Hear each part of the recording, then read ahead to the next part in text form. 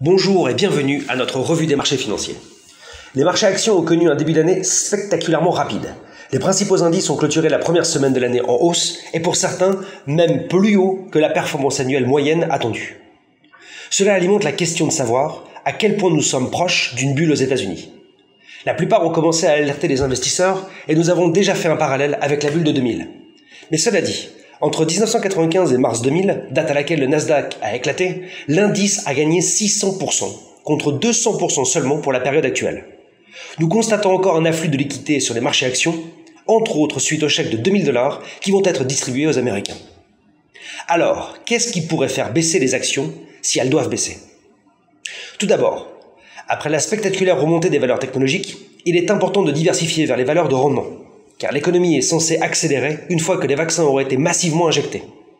Les secteurs qui ne font pas partie des sociétés liées au confinement devraient en profiter. D'ailleurs, si l'on compare la performance du Dow Jones au début du millénaire, il avait perdu 30% sur 3 ans, alors que le Nasdaq avait chuté de 81% pendant la même période. Cependant, personne ne devrait être tenté de prévoir le marché, mais plutôt diversifier ses investissements lorsque les risques sont plus élevés. Enfin, l'un des déclencheurs identifiés d'un krach est l'augmentation des taux.